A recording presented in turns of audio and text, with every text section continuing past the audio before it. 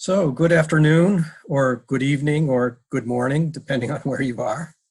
This is Michael Swack. I'm the director of the Master's Program in Community Development at the Carsey School of Public Policy at the University of New Hampshire.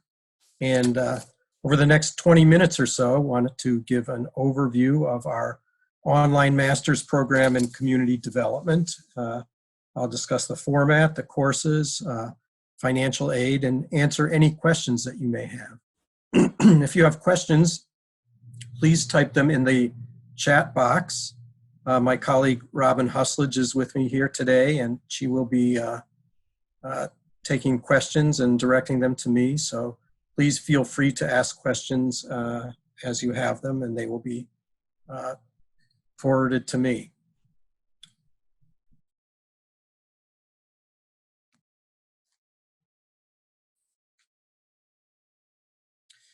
So first, just briefly about the Carsey School at the University of New Hampshire. The Carsey School of Public Policy offers a range of academic programs, including the Master's in Community Development. We also have a variety of centers, including, for example, the Center for Impact Finance that I direct, that works with community-based financial institutions around the country and overseas.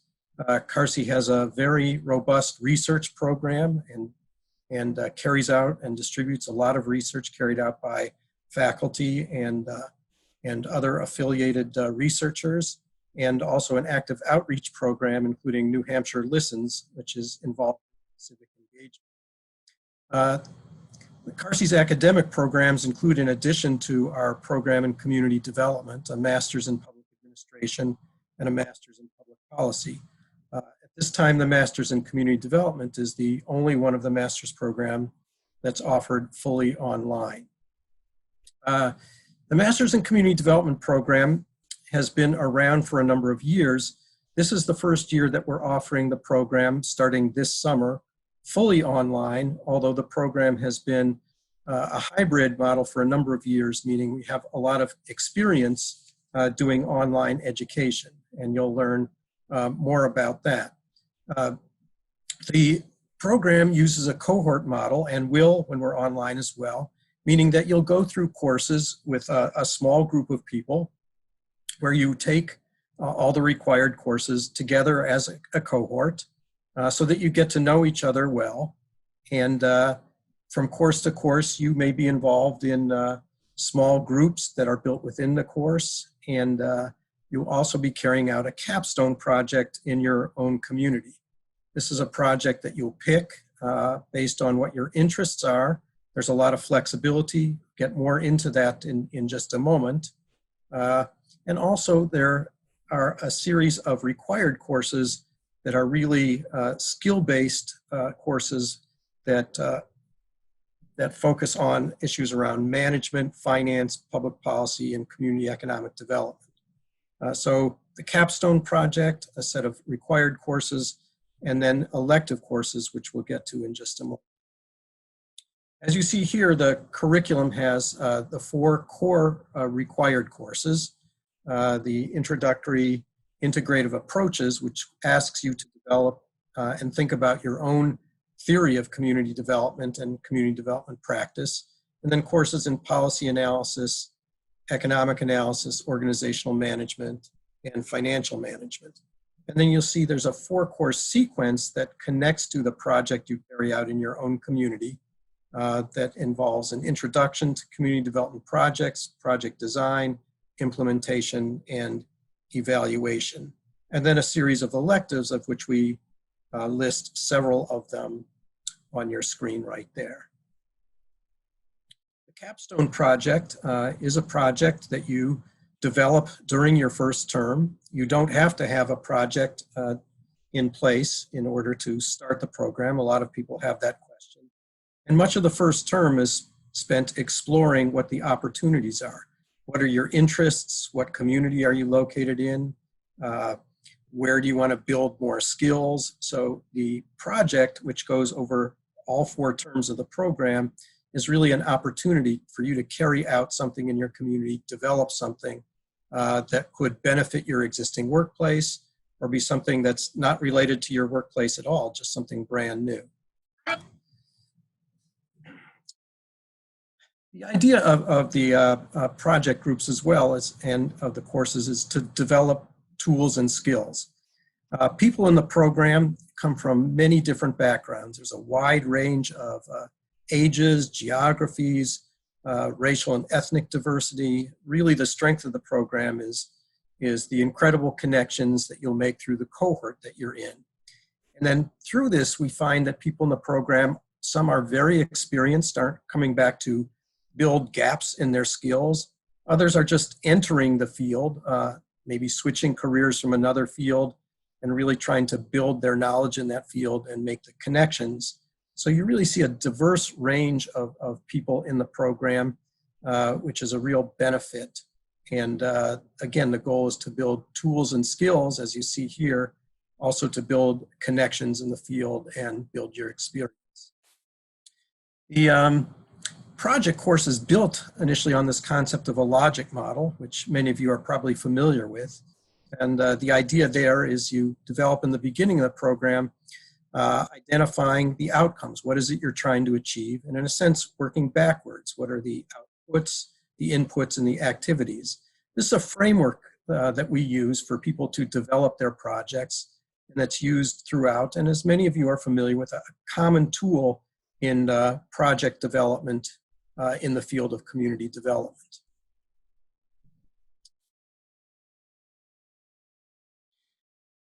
There's a range of projects as well. We've had a number of Capstone projects in 25 different countries all over the world.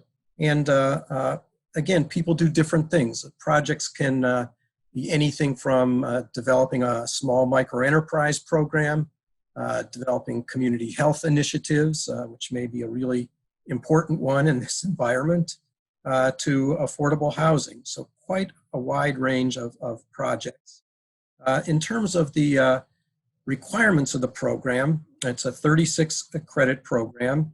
There's the 9 core and experiential courses that I went over earlier, and a minimum of 3 electives that you would include, and the Capstone project, which is part of the core and experiential learning. Robin, let me stop. I think I saw a question. Are there questions that have come up? I would have to unmute myself for you to hear me talk, Michael. Sorry about that. Yes, we have had a few questions. I answered a couple. A couple actually from Heather, who was asking, is this a master's program? Which it's a Master of Arts program. And I also answered a question about, do credits from other colleges count towards this degree? A couple of other questions. Yeah, do you want to answer that one, or do you want me to answer that? I responded to her that the University of New Hampshire will accept up to 2 graduate courses from outside the university at credit towards the master's degree. That's right. So 6 credits of the 36 can be transferred from master's programs elsewhere. Yes. Another question from Stephen is, how many electives will be offered online this summer? This summer, if you start the program this summer, you would take 2 required courses, and then you have the choice. There are 2 elective courses. So as you'll see in a moment when I go through the schedule, you can take 3 or 4 courses this summer. So we offer 2 electives, and then we always offer each term an opportunity for an independent study with a faculty member of your choice that would cover a specific topic. So we are having an elective this summer in community health. Again, that's a decision we made just recently. We have a fabulous instructor in community health who's done a lot of work in community health in addition to teaching. And I'll also be offering a course in community development finance this summer as well. And then we have other electives sprinkled out through the program. Another question was, how many courses do you take at a time?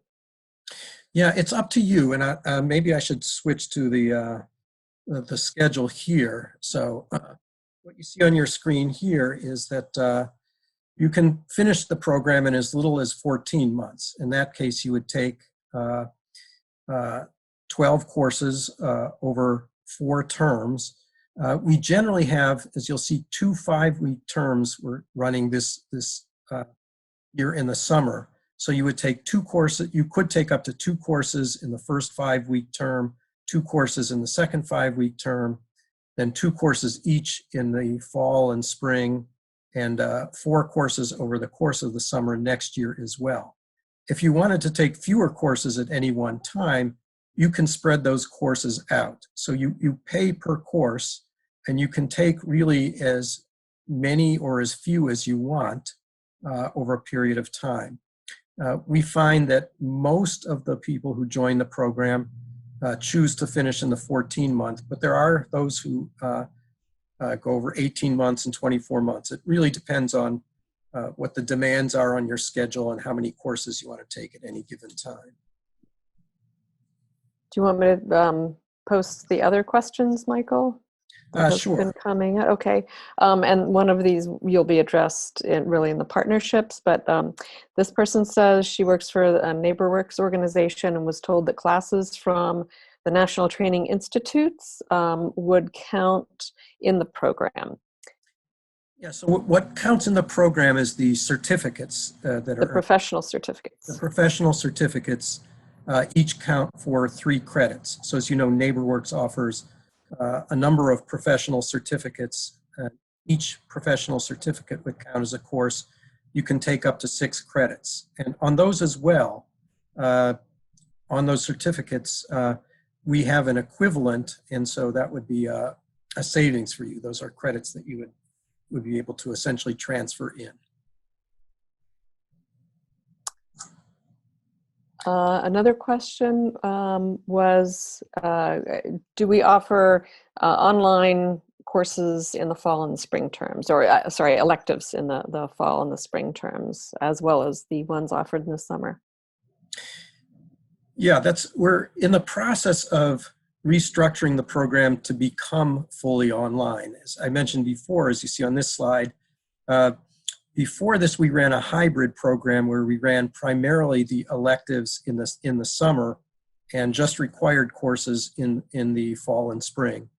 Given that we're now converting to fully online, it's likely that we would add elective alternatives in the spring and in the fall and spring terms as well.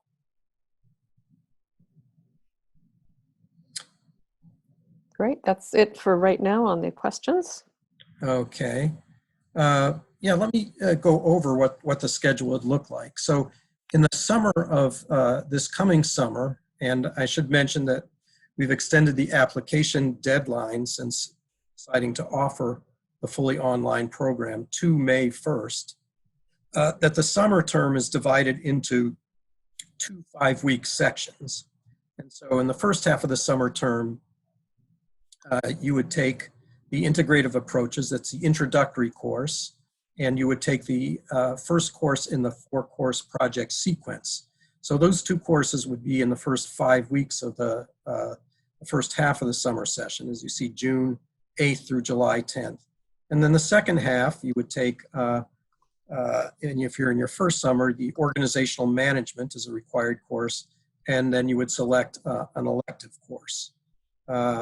Then the schedule beyond that, the fall and spring terms, you see September to December, we offer these 2 required courses in each the fall and spring term, and then a series of, like we said, elective courses that you'll be able to take as well in the fall and spring terms.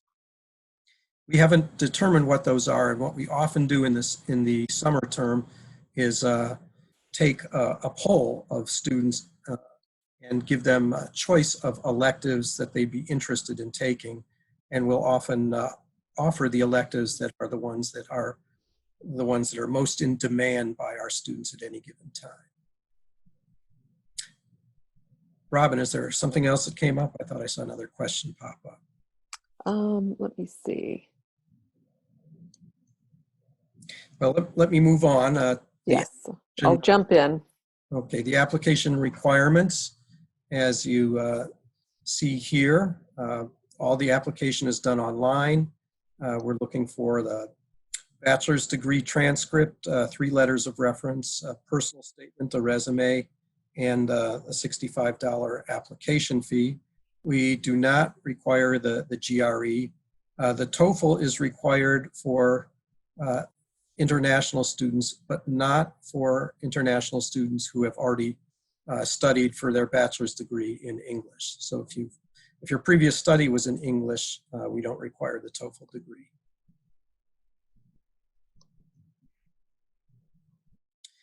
The cost of the program, you see up there, $28,260 for New Hampshire residents, $31,140 for out-of-state residents. That's for the full program for all 4 terms combined.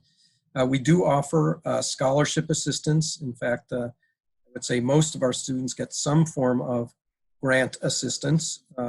And we also have special arrangements with some of the organizations, with all of the organizations you see here, for additional scholarship funds. So if your organization is a member of LISC or Opportunity Finance Network, or affiliated with National Development Council or NeighborWorks, those are eligible.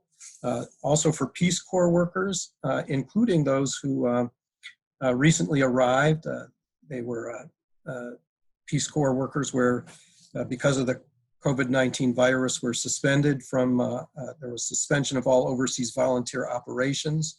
So we've been in touch with a number of people who have come back. And in terms of technicalities on that, regarding not having a description of service, given that you were evacuated fairly quickly, your certification letters, which mentions, we can use your certification letter, which mentions that you're eligible for the Coverdell Fellows Program. So if you've been awarded, you'll have been awarded a completion of service and therefore eligible for the Coverdell Fellowship Program and the financial assistance that offers.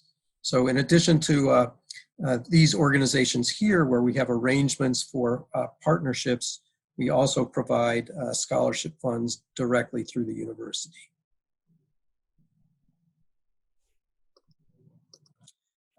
In terms of careers and job placements, the alumni of the program are work in many organizations related to community development, community-based organizations, nonprofits, international NGOs, community development financial institutions, community development corporations, government agencies, really a pretty wide range. Faculty are very helpful in terms of connecting students if they're interested to organizations and jobs. And again, just within students themselves, one of the advantages of the cohort model is the connections that you make with the people in your cohort and the opportunities they present through those relationships. But again, that's something that we can be very helpful on as people are looking to change jobs, or for some who are, like we said, changing fields to get a first job in the field of community development. This is just several recent graduates and some of the work that they're doing.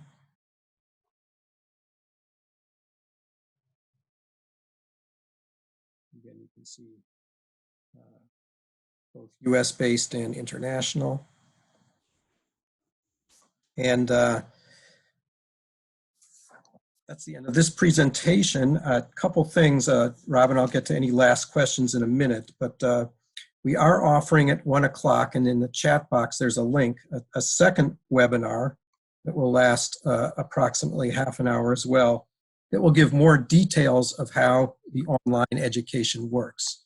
This is key because you'll see the platform that we use for online education.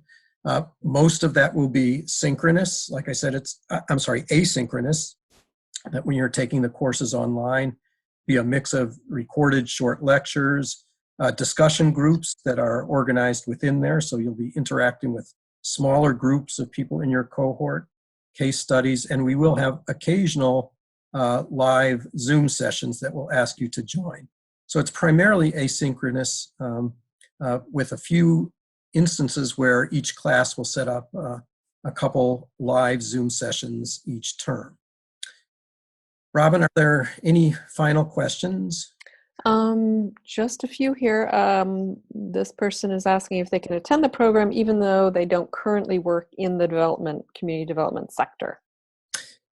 Yes, we have, each year we have a handful of people who are in that. Again, as I mentioned, that often we'll have a group of people who are looking to move into the sector and look at getting their master's degree as an entry door into the field. And so, yeah, we do have people every year who come from other fields, are looking for a career change or looking to start a career. And we do have people like that in the program.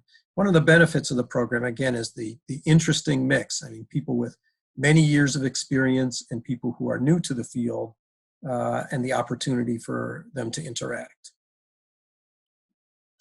And a question, I think you might have gone by this, but most people, the question is, most people start in the summer term, and then also the summer term application deadline, and is there a scholarship application deadline as well? Yeah, so we encourage people to start in the summer each year because that's when the cohorts generally form. We do have people who start in other semesters, and you'll join essentially a cohort that's begun in the summer. The application deadline this year is May 1st. The program starts June 5th, so there's not a lot of time in between then. We actually extended the deadline. We have a pretty strong cohort right now. We extended the deadline because we did decide to go online even before the COVID-19 virus. Earlier this year, late last year, we actually did a survey to find out how many people would be interested if the program was entirely online. There were a number of people who were. That's when we made the decision to change. The scholarship deadline is the same, May 1st, as the application deadline. And what part of that question did I miss, Robin? I think you got it all. Okay, good. Yes. Right. May another 1st question. deadline. Oh, sorry. Go ahead. Another question came in from Lawrence. I am on the board of a credit union and wish to begin a community development program. Will I learn the skills needed? Yeah, we have credit union members. Like I said, they're actually one of the a number of people who are from community development financial institutions, like credit unions, come in the program. So I think it's actually a very good program for people who are working with credit unions. And we've had people from credit unions before, so I think that would be a good match, yeah.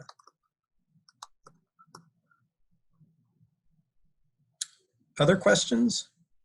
I was just letting everyone know that we will follow up with everyone after the webinar with a link to the recording of this webinar so they can go back and re-listen to areas that they may have missed or whatever. And we're all here to answer really any questions. And we can. Okay, I see one last one about materials. Yes, all materials will be available online. There's a question that just came in. Yeah, so it's all self-contained. Everything will be available online.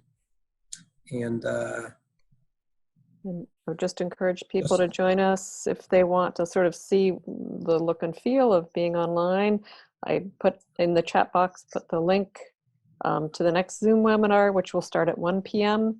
and or they can call in by phone and then just plug in the webinar ID number to access that webinar.